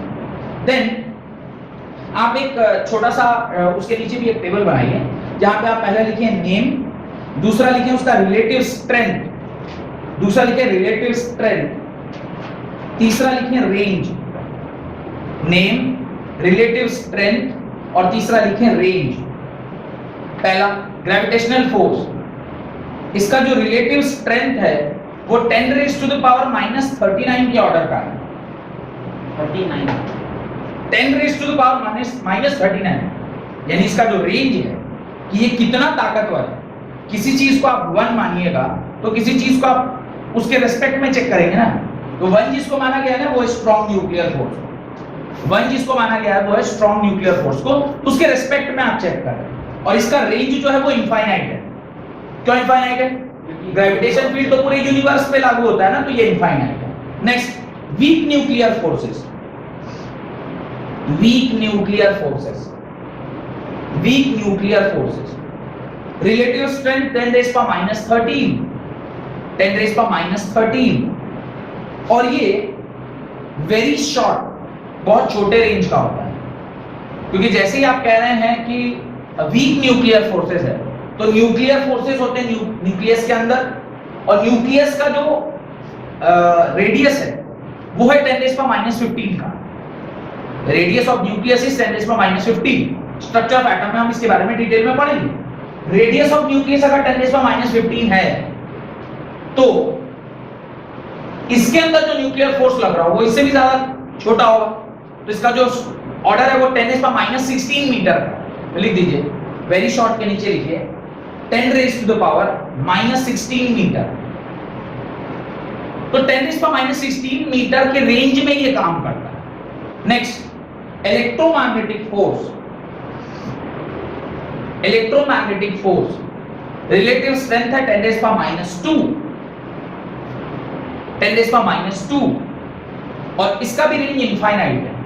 आप कहेंगे सर इलेक्ट्रिक चार्ज या इलेक्ट्रोस्टैटिक इलेक्ट्रोमैग्नेटिक वेव का infinite क्यों है? सूर्य से light चल के आ रही, सूर्य से हीट चल के आ रही, हीट और लाइट दोनों ही इलेक्ट्रोमैग्नेटिक रेडिएशन है, और वो अगर हम तक पहुंच पा रही है तो इसका मतलब कहीं ना कहीं वो इनफाइनाइट रेंज का है, तब ना हम तक पहुंच पा रही है। ठीक। Last, strong nuclear force. Strong nuclear force, इसका रिलेटिव स्ट्रेंथ 1 है और इसका ऑर्डर 10⁻⁻15 मीटर का है। शॉर्ट, वेरी शॉर्ट नहीं, शॉर्ट, रेंज इसका शॉर्ट है, SHORT, शॉर्ट, 10⁻⁻15 मीटर। हेडिंग डाले, nature of physical loss. Nature of physical loss. अब आपने फिजिक्स, देखिए अभी तक मैं क्या क्या पढ़ाया हूं आपको एक बार रिवाइज करा दूं। हमने पढ़ा साइंस क्या, साइंस का साइंटिफिक मेथड क्या, फिजिक्स किसे कहते हैं, फिजिक्स कितने पार्ट में डिवाइडेड है, microscopic physics, macroscopic physics, mesoscopic physics. उसके बाद हमने नेक्स्ट क्या देखा, उसके बाद नेक्स्ट स्कोप, टेक्नोलॉजी, मैंने हमने एक लिस्ट बनाया कि कौन सी टेक्नोलॉजी को जब हम देखते हैं तो कौन सा हमें फिजिकल फेनोमेना ध्यान में आता है। Then fundamental forces of physics, कौन कौन से फोर्सेस हैं जो हमें हमारे फिजिकल फेनोमेना को इन्फ्लुएंस करते हैं या उनकी वजह से वो पर्टिकुलर फेनोमेना हो रहा है। और उसमें हमने मुख्यतः 4 प्रकार के फोर्सेस को पढ़ा।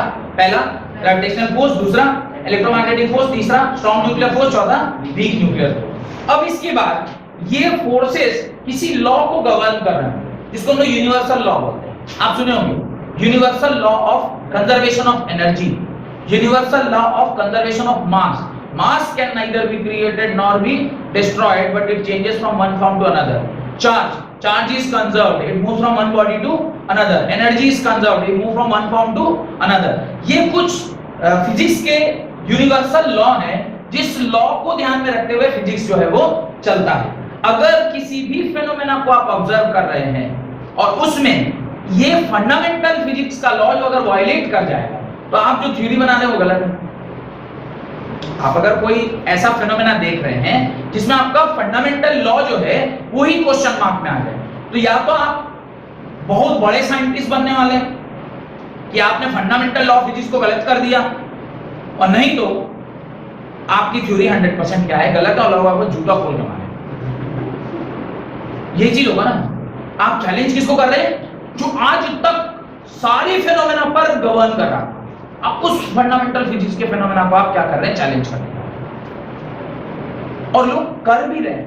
आजकल ये काम बहुत तेजी से चल रहा है, बड़े बड़े साइंटिस्ट लोग ये काम कर रहे हैं। क्या अगर ऐसा हो रहा है इसका मतलब हमारा तो, क्योंकि देखिए जब कभी भी आप कोई फेनोमेना ऑब्जर्व करेंगे, ऑब्जर्व करने के बाद जब उसको आप एनालिसिस करेंगे साइंटिफिक मेथड में, तो आप क्वेश्चन करेंगे। क्वेश्चन करिएगा तो आप बोलिएगा वेदर दी फंडामेंटल लॉ इसमें गवर्न हो रहा है कि नहीं हो रहा है। अगर आपको किसी 1% में भी वो गवर्न होता नहीं दिखेगा तो आपके मन में तो एक नोबेल प्राइज जीतने का एक सपना तुरंत उसी टाइम डेवलप हो जाएगा कि अगर मैं इसे प्रूव कर देता हूं तो मैं तो एक नया इतिहास रच दूंगा, और आप उसके पीछे पूरी जी जान से पड़ जाते हैं। पर जब आप कोशिश करते हैं उसे प्रूव करने का, तो 10 लोग आ जाते हैं बताने के लिए कि यार तुमने ये वाला कंपोनेंट तो देखा ही नहीं था, ये कंपोनेंट को ध्यान में करके देखो ये तो फंडामेंटल लॉ को फॉलो कर रहा। तो लोग फिर उसको सजेस्ट करते हैं और उसके बाद वो साइड, ठीक ओके मेरी गलती, मैं I take my words back, ऐसे करके आप रिफ्रेन करते हो। क्या nature of physical law, right? Physics is the study of nature and natural phenomena. Physics is the nature of Physics is the study of nature and natural phenomena. Nature and natural phenomena. Full stop. All the observations and experiments in physics, all the observations and experiments in physics leads to certain facts. All the observation and experiments in physics leads to certain facts. And these facts can be explained on the basis of certain laws, and these facts can be explained on the basis of certain laws. तो कोई ना कोई law उस particular fact को बताने वाला होना चाहिए। अगर आपने प्रॉफिट निकालने का तरीका बताया कि सर 20% आपको प्रॉफिट होगा इस पर्टिकुलर स्कीम में, तो कोई एक जरूर फॉर्मूला रहा होगा जिससे आपने ये प्रूव किया होगा कि 20% है। अगर वो फॉर्मूला ही नहीं होगा तो आप कैसे निकाले होंगे? तो कोई ना कोई लॉ जरूर होगा जो उस पर्टिकुलर फेनोमेना को या उस पर्टिकुलर फैक्ट को क्या कर रहा होगा? गवर्न कर रहा होगा। और ये सारे लॉज को क्या बोलते हैं? Law of conservation. इसको क्या बोलते हैं? Law of conservation, right? these laws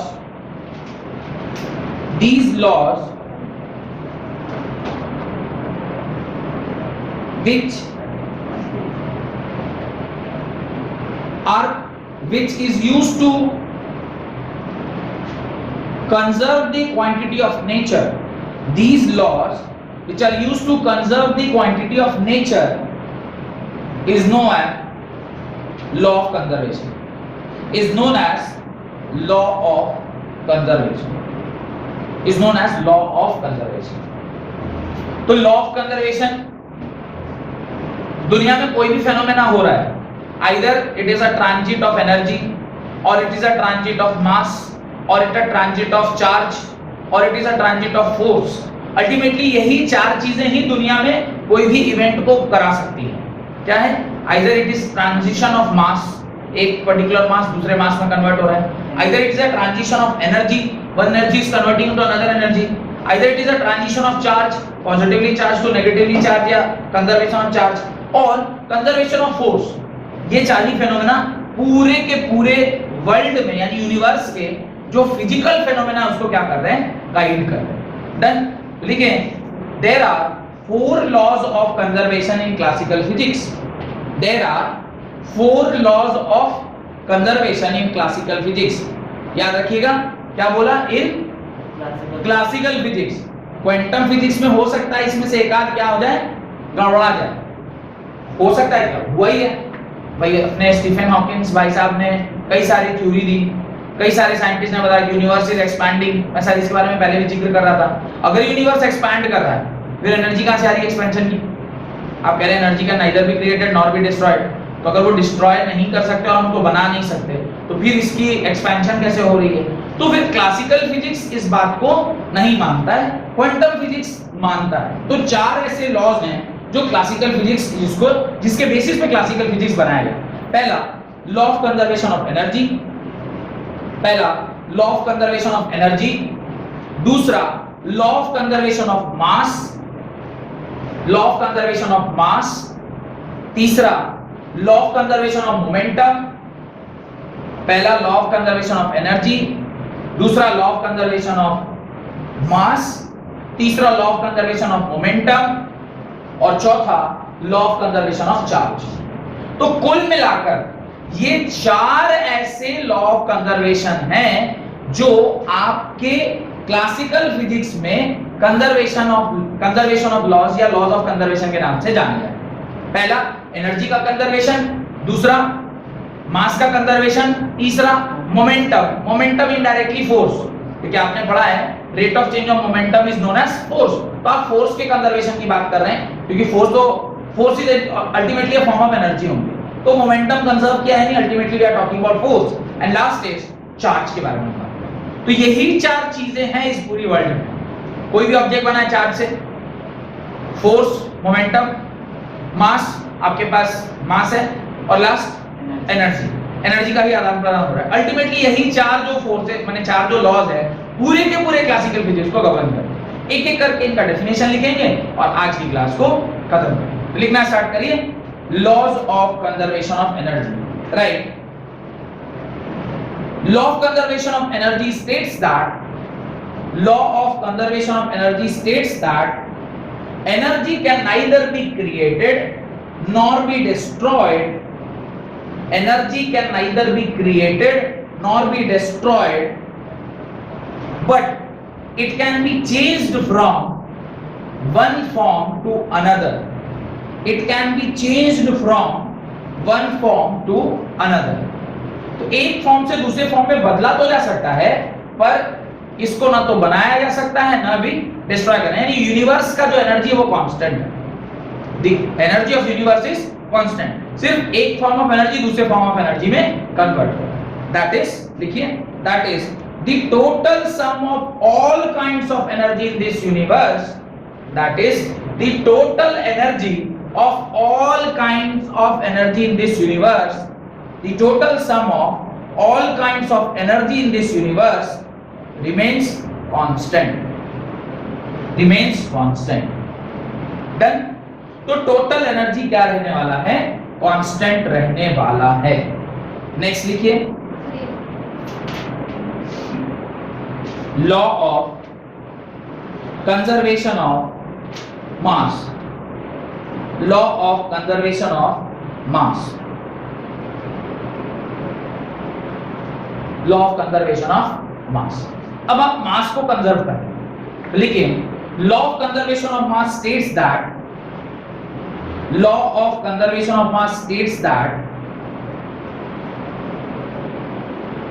mass is indestructible. Mass is indestructible, which mass is indestructible, comma, the matter can neither be created nor be destroyed. The matter can neither be created nor be destroyed. ये फिर E is equal to mc square में कैसे होगा? लिखें neither be created nor be destroyed, full stop. But Einstein's theory of relativity, Einstein's theory, Einstein का spelling EINSTEIN, Einstein apostrophe S, Einstein's theory of relativity जो कहता है capital E is equal to mc square, capital E is equal to mc square. Energy और मास के बीच में एक relationship देखो। आप एक जगह कह रहे हैं कि मास जो है वो एक फॉर्म से दूसरे फॉर्म में वो बनाया नहीं जा सकता, ना कि डिस्ट्रॉय किया जा सकता है, पर मास खत्म तो हो सकता है। अगर इस इक्वेशन को फॉलो करें तो मास को अगर आप स्पीड ऑफ लाइट से अगर आप चला दें, square of speed of light से, वो किस में कन्वर्ट हो जाएगा? एनर्जी में कन्वर्ट हो जाएगा। यानी mass is easily converting into energy. तो मास को आप एनर्जी में कन्वर्ट कर रहे हैं, जबकि आप अभी स्टेटमेंट क्या लिखे? Matter can neither be created nor be destroyed, ultimately you are destroying mass to convert it into energy. तो ये एक एनर्जी मास कन्वर्जन, यही एक जगह है जहां पे ये वाला लॉ क्या हो जाता है? फेल हो जाता है। मैंने कहा ना, अगर कोई ये प्रूफ कर दे कि ये जो पर्टिकुलर चीज है ये गलत है, तो या तो आप बहुत बड़े साइंटिस्ट बन जाते हैं, जैसे आइंस्टाइन से अपनी थ्योरी दी रिलेटिविटी की, और नहीं तो लोग हमको जूता खोल के मारेंगे, बेहुदा से बात कर रहा था। ठीक है, तो लिखिए, but Einstein's theory of relativity, that is energy mass relationship, और ब्रैकेट में ये जरूर लिख लीजिएगा, that is energy mass relationship modified it. तो इसको थोड़ा सा मॉडिफिकेशन मिल गया कि भाई mass can not be created और डिस्ट्रॉयड की जगह पे आप अब क्या बोलते हैं? Mass can not be created और destroyed, but it can easily be converted into energy. Mass can be converted to energy. और यही बात मैं भी थोड़ी देर पहले आपसे बोल रहा था कि अल्टीमेटली आपका मास किस में कन्वर्ट हो गया? जब आप चिता पर जल रहे हैं तो आपका मास किस में कन्वर्ट हो गया? एनर्जी में, हीट एनर्जी में। आप भाप बन के खत्म हो गए। अभी एक पूरा 70-80 केजी का आदमी था और 2 घंटे के बाद वो खत्म हो गया। कहाँ चला गया? किसी फॉर्म में तो चेंज किया, कहीं तो चला गया वो आदमी। पूरा एक बकायदा 70-80 केजी का आदमी को आप जला दिए, तो कहाँ चला गया? कहीं किसी फॉर्म में तो चेंज किया। That mass has converted to some energy, पर वो अभी डिसअपीयर कर गया। डिसअपीयर कर गया मतलब वो खत्म हो गया। मास को आपने किसमें, किसी चीज में तो कन्वर्ट किया। आप सपोज नहीं, आप उसको जला नहीं रहे, आप गाड़ रहे, जमीन के अंदर डाल रहे, फिर भी कुछ दिन में वो मास गल जाएगा। आखिर वो तो किसी चीज में तो चेंज हुआ। कीड़ा खाया, कीड़ा में एनर्जी, कुछ भी हुआ, पर ultimately that is converted to some other. तो mass can be converted to energy. Modify कर दिया उसको। Matter can not be created not be destroyed, but it is a conversion of energy is possible. आप mass को energy में convert कर सकते हैं। ये एनर्जी को मास में किया जा सकता है? एनर्जी को मास में कन्वर्ट, यानी आपने ऐसे कुछ हीट दिया और अचानक से कुछ पैदा हो गया। हो नहीं रहा है, बच्चे कैसे पैदा हो रहे हैं? मास नहीं हो रहा, एनर्जी से मास ही तो आ रहा है। नहीं क्या लिखिए, आगे लिखिए। ऐसे सवाल क्यों पूछते हो यार? ऐसे उठपटांग आंसर देना पड़ता है। नहीं, यहाँ तक सोचे नहीं थे, जन्म से सीमा तक। राइट। तो अगर मैं चाहता हूं कि मेरा जो लॉ ऑफ कंजर्वेशन ऑफ मास वाला कॉन्सेप्ट सही रहे, तो फिर मैं वहां पे क्या बोलूंगा कि matter can not be destroyed, या matter can not be created और destroyed when matter is at rest. अगर रेस्ट पर है मेरा mass, if mass is at rest, then law of conservation of जो मास है वो 100% वैलिड है। लेकिन अगर मेरा मास मूविंग है, यानी अगर मेरा मास क्या करने लग गया, मूव करने लग गया, तो वो किसमें कन्वर्ट होगा? एनर्जी में। आप उस एनआईटी ग्राउंड के 10 चक्कर अगर मार रहे, तो आपका जो मास है वो किसमें कन्वर्ट होगा? एनर्जी। मतलब जो एस्टेरॉइड गिरता है वो स्पीड ऑफ लाइट का स्क्वायर की स्पीड से आता है जो नहीं नहीं नहीं नहीं, ऐसा नहीं। आपके फ्रिक्शन होगा, फ्रिक्शन में आप किसी भी स्पीड से आएंगे। मतलब आप कह रहे हैं कि जब भी आपको अगर किसी चीज में आग लग रही तो स्पीड ऑफ लाइट से भाग रहा है, ऐसा नहीं है ना। आप ऐसे भी तो हाथ कर रहे हैं तो आपका हाथ गर्म हो रहा है, जरूरी नहीं कि स्पीड ऑफ लाइट ही जाए, पर अगर उसमें कुछ स्पीड है तो कहीं ना कहीं एनर्जी में कन्वर्ट करेगा। और ये स्पीड लाना ही मुश्किल है।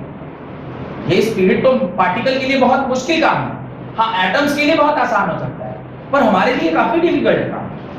आप बड़े से मास पार्टिकल को आप ये स्पीड दे ही नहीं सकते, और जिस दिन ये स्पीड देंगे तो मास रहेगा ही नहीं, तो पूरे पूरे एनर्जी में कन्वर्ट हो जाएगा। आप थोड़ा सा तेज दौड़ते हैं तो आपके शरीर से एनर्जी निकल रहा है, और जो स्पीड ऑफ लाइट से आप दौड़िएगा तो आप तो पूरे आग बन के फेंका जाएंगे। पता चला पूरे शरीर में हो बाहुबली वाला जो सीन है ऐसे करके मारा और पूरे शरीर से आग पीछे जा रहा है, वैसे कुछ सीन बन रहा है।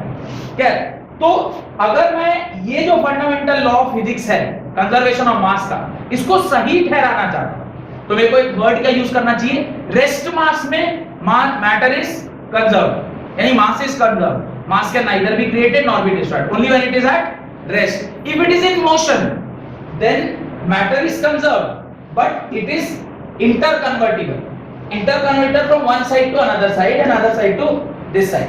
मास और एनर्जी के बीच में आप इंटर, और खास करके एक चीज है हम कहां देखते हैं, आपको तो मैंने दूसरा एग्जांपल दे दिया, पर ये जनरली न्यूक्लियर फिजिक्स में देखा जाता है। न्यूक्लियर फिजिक्स में देखा जाता है जब एटम एटम से टकराया तो एक नया सब्सटेंस बना, एटम एटम से टकरा के एक नया सब्सटेंस बना, तो उस टाइम हुआ क्या, टकराने से कुछ एनर्जी रिलीज हुई। पूरा का पूरा जो केमिस्ट्री है वो तो एनर्जी के ऊपर ही चल रहा है, पढ़ेंगे इसके बारे में, बताऊंगा। पूरा थर्मोडायनेमिक्स पढ़ना है आपको, उसका तो केमिस्ट्री का थर्मोडायनेमिक्स चैप्टर का नाम लिखवाया था, केमिकल थर्मोडायनेमिक्स, याद आ रहा है। थर्मोडायनेमिक्स मींस थर्म एनर्जी, आपस में टकराया, टकरा के कुछ नया केमिकल कंपाउंड बना, what is that, mass is converted into energy, energy is converted into mass, कुछ नया बन रहा है। तो ये पढ़ेंगे हम लोग इसके बारे में पूरे डिटेल में। मेरे को एक्चुअली वही एग्जांपल देना चाहिए था, गलती से वो एग्जांपल निकल गया। क्या है अगला लिखें, तो वहां पे लिख लीजिएगा मॉडिफाइड फॉर्म में क्या है, मैटर या मास इज कंजर्व या matter is neither created nor destroyed if it is at rest, if it is at rest, if mass is moving, if mass is moving, it is interconvertible into energy, it is interconvertible into energy, it is interconvertible into energy. Then next, law of conservation of momentum, अगला डालिए law of conservation of momentum. मैंने कहा momentum का conservation is directly और indirectly related with force. तो अगर force के बारे में आप बात करना चाहते हैं तो ultimately we are talking about the momentum, कि मोमेंटम किसी चीज का क्या है, right. Momentum is the quantity of motion of a moving body, momentum is the quantity of motion of a moving body, momentum is the quantity of motion of a moving body. कोई moving body किस quantity से move कर रहा है, bracket में लिखिएगा it is a product of mass and velocity, bracket में लिखिएगा it is a product of mass and velocity. Mass और वेलोसिटी से ही मोमेंटम आता है, आपको ध्यान होगा क्लास 9 में आपने पढ़ा था P is equal to mv, momentum is equal to mass into velocity. तो ये मोमेंटम है, P से डिनोट करते हैं momentum, full stop. It is a vector quantity, it is a vector quantity. Then momentum is classified into two types, momentum is classified into two types, एक होता है linear momentum, एक होता है एंगुलर मोमेंटम। एक होता है लीनियर मोमेंटम, एक होता है एंगुलर मोमेंटम। मोमेंटम दो प्रकार के, linear momentum, angular momentum. Last class में जब मैं आपको चैप्टर सारा लिखवा रहा था तो जहां पे मैंने आपको फोर्स वाला चैप्टर लिखवाया था वहां पे मैंने लीनियर मोमेंटम का जिक्र किया होगा, और जब रोटेशन वाला चैप्टर लिखवा रहा था तो मैंने वहां पे एंगुलर मोमेंटम का जिक्र किया था। Linear momentum and angular momentum दो डिफरेंट कॉन्सेप्ट है, there are two types of this momentum, और दोनों ही मोमेंटम क्या रहते हैं, कंजर्व्ड रहते हैं। लीनियर मोमेंटम भी कंजर्व रहता है और एंगुलर मोमेंटम भी कंजर्व रहता है। तो आप लिखिए law of conservation of linear momentum and angular momentum, paragraph change करके लिखिए law of conservation of linear momentum and angular momentum are derived from Newton's law of motion in mechanics, are derived from Newton's law of motion in mechanics.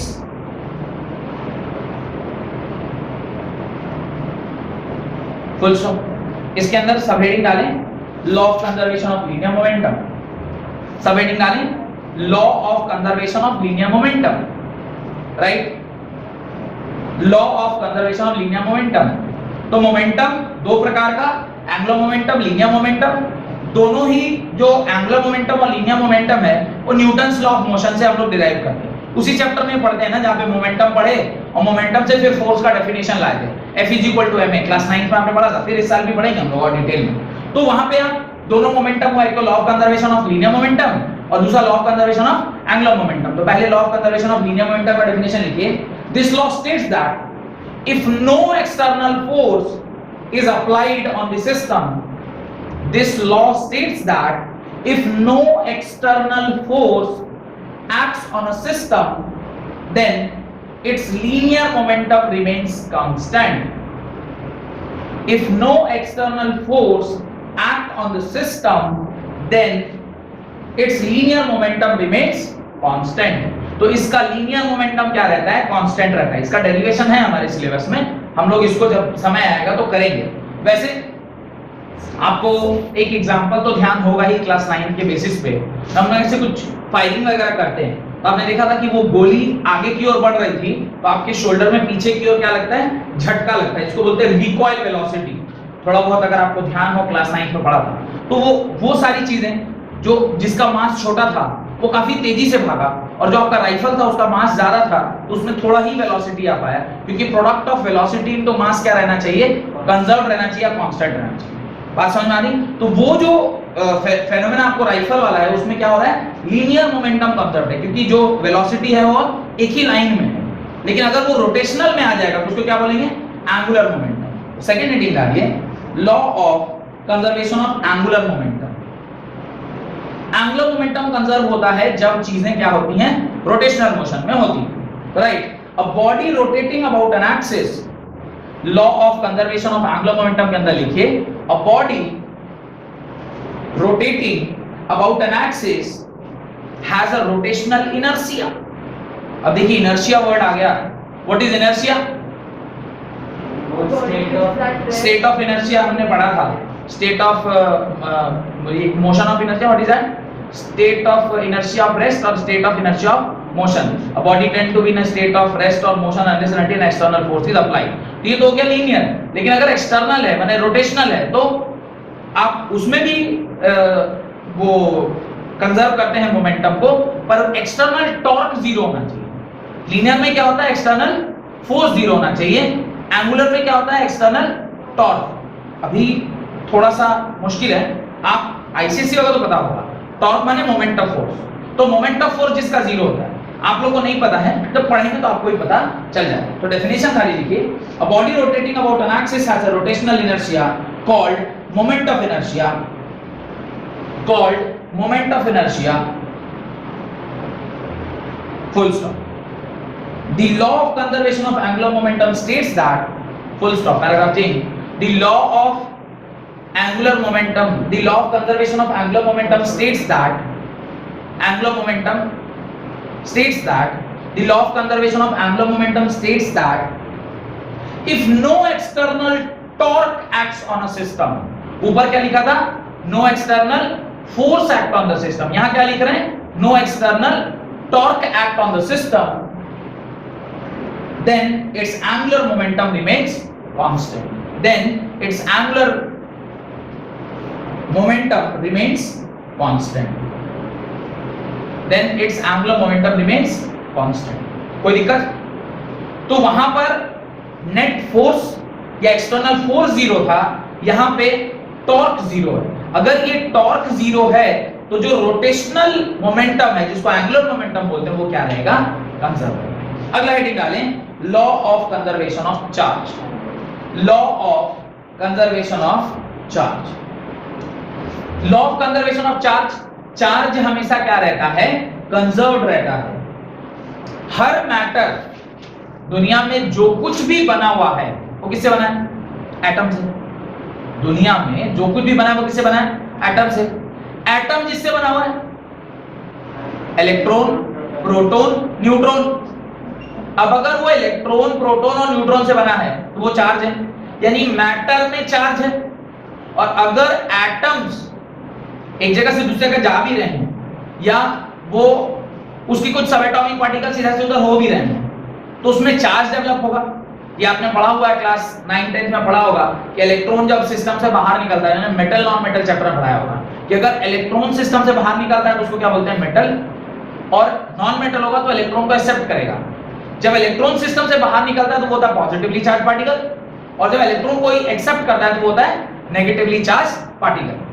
चाहे वो positively charge particle हो या negatively charge particle हो, अगर उस पूरे को एक सिस्टम मान लिया जाए तो नेट चार्ज क्या रहने वाला है?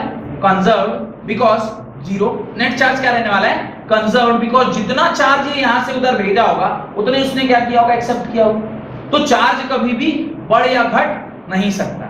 अगर ऐसा होता और चार्ज बढ़ता घटता रहता तो कोई बोर्ड को छूते तो हमको करंट मार देते, पर नहीं मार रहा है करंट। इसका मतलब है ये क्या है? न्यूट्रल है। नेट चार्ज इस सिस्टम का क्या है? जीरो, जो कि डाल्टन ने हमें बताया था 1600 ईस्वी में। पहला डाल्टन थ्योरी का जो फर्स्ट पोस्टुलेट है वो यही है कि भाई दुनिया में जो कुछ भी है वो इलेक्ट्रिकली न्यूट्रल है। तो चार्ज हमेशा क्या रहता है? कंजर्व रहता है। तो लिखिए mass is made up of atom and atoms are made up of electron, proton and neutron. Mass, matter is made up of atom and atoms are made up of electron, proton and neutron.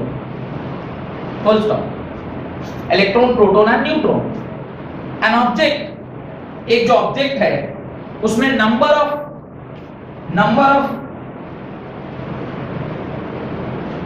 Electron is equal to होता है number of proton के बराबर। दुनिया में जो भी object है उसमें नंबर ऑफ इलेक्ट्रॉन और नंबर ऑफ प्रोटॉन क्या होते हैं? बराबर। अगर ऐसा नहीं होगा तो बॉडी क्या हो जाएगी? चार्ज हो जाएगी। और चार्ज होएगी तो फिर हम हर चीज को छुएंगे और वो करंट मारता रहेगा या झटका देता रहेगा, पर ऐसा तो नहीं है। तो लिखिए an object that has equal number of electron and proton, an object that has equal number of electron and proton has no net electric charge, has no net electric charge, तो उसके ऊपर कोई चार्ज नहीं होता है। but no net electric charge, but if there is imbalance in the number of electron and proton, if there is imbalance मतलब कम या ज्यादा हो गया, then if there is imbalance in the number of charge, then the object is electrically charged.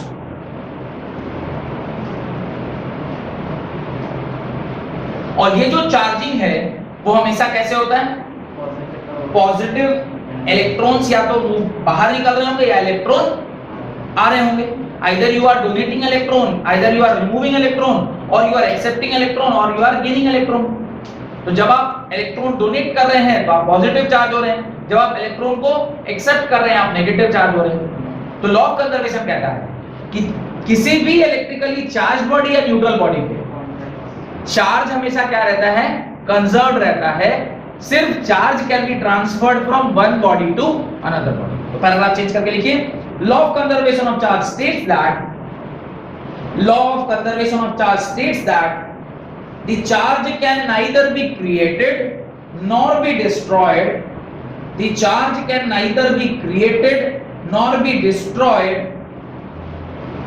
but are simply transferred from one body to another.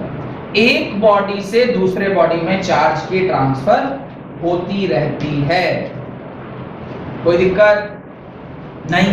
ये भी तो फिर गलत हुआ ना, अगर मास वाला गलत हो गया तो। मास वाला नहीं, ये क्यों गलत होगा? क्योंकि मास इसमें कंजर्व नहीं रह सकता है। तो मास अगर आप सिस्टम मानोगे ना तो इलेक्ट्रॉन इधर से उधर गया, तो इलेक्ट्रॉन अगर इधर से उधर गया तो इलेक्ट्रॉन के साथ साथ मास भी गया, लेकिन इस पूरे सिस्टम का तो मास कंजर्व रहा। सिस्टम का तो मास, और यही तो पूरा केमिस्ट्री का बेसिस है। पूरा केमिस्ट्री तो इसी बेस पर है। आप जो इतना वो केमिकल रिएक्शंस वगैरह जो आप बैलेंस कर रहे हैं, वो कैसे बैलेंस कर रहे हैं? भाई the balancing of chemical reaction is required, क्योंकि आप मास को कंजर्व करते हैं। द टोटल एटम्स और molecules present on the left hand side must be equal to the total atoms और molecule present in the right hand side. अगर left hand side का mass right hand side के बराबर होगा, तभी आपका atomic वो नंबर ऑफ एटम्स अगर बराबर होंगे तो आप उसको बैलेंस बोलते हैं। और बैलेंस हम क्यों कर रहे हैं? ताकि mass on the left hand side must be equal to mass on the right hand. वो मास तो कन्वर्ट होता नहीं, मास इज नॉट कन्वर्टेबल। तो एनर्जी में कन्वर्ट हो रहा है, पर एनर्जी में कब कन्वर्ट हो रहा है? जब आप उसको स्पीड दे रहे हैं। तो मास तो दोनों साइड पे क्या होना चाहिए?